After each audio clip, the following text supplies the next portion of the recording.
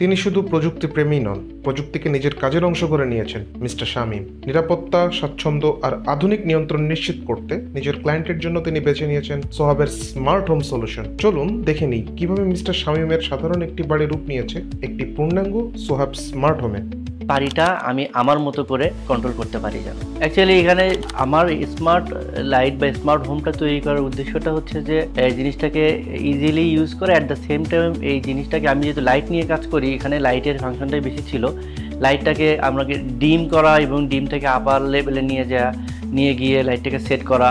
আমি যখন যে লাইটের যে এনভায়রনমেন্টটা মাইন্ডের সাথে মিল করে, মাইন্ডের সাথে একটা সামঞ্জস্য রেখে সেটাকে পাওয়ার জন্যই আমার মানে স্মার্ট লাইটটাকে আমার কাছে ওই জিনিসটাই ভালো লাগে যে হ্যাঁ, আমি আমার মুডটা যেরকম আছে আমার লাইটটাও সেই সময়টাতে সেই ফিলটা দিচ্ছে আমাকে।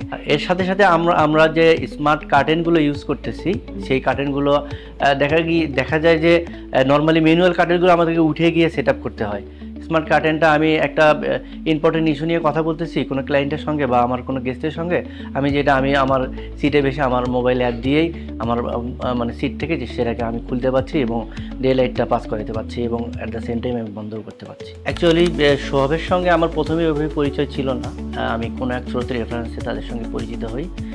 হওয়ার পরে দেন আমি তার অফিস ভিজিট করি এবং দেন সোহাব কী কাজ করে স্মার্ট লাইট এবং স্মার্ট হোম বা স্মার্ট ফিচার নিয়ে, এবং তাদের যে বসিয়ে বা ক্যাটালগুলো আমি পড়ি এবং তাদের অফিসটা ভিজিট করি এবং তাদের ক্যাপাবিলিটি সম্বন্ধে জানার পরে আমি সোহাবকে আমার প্রজেক্টটাতে ভিজিট করানোর পরে তারা আমাদের জিনিসটাকে খুব সহজে বুঝতে পারে এবং তারা তাদের মতো করে আমাদেরকে যে সাপোর্টটা দেয়া আমি যেটা চাচ্ছিলাম, তো ওটার উপর বেস করেই আমি সোহাবকে বলি তাদের জিনিসটাকে বুঝতে পারে এবং আমাকে তাদের একটা ভালো একটা আউটপুট দেয়।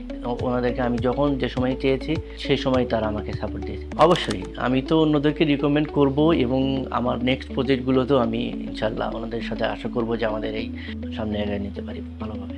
না, আমি সেটা মনে করি না। এখনকার যুগে এটা একটা মানুষের চাহিদা বলতে পারেন। এটা যুগের সাথে তাল মিলে চলতে গেলে আমাদেরকে এখন সবই যেহেতু ডিজিটাল হয়ে যাচ্ছে, আমাদেরকে অবশ্যই স্মার্ট হতে হবে। সো আমাদের যে ম্যানুয়াল জিনিসগুলো ছিল সেগুলোকে বাদ দিয়ে আমরা আস্তে আস্তে সব স্মার্টের মধ্যে চলে যাবো। সো এটা বিলাসিতা না, এটা আমাদের এখন এসেনশিয়াল একটা জিনিস হয়ে দাঁড়াবে। আপনার পুরাতন বাড়িকে বদলে আধুনিক ও স্মার্ট করতে আজই যোগাযোগ করুন সোহাব স্মার্ট হোমের সঙ্গে। Global inspiration, local innovation.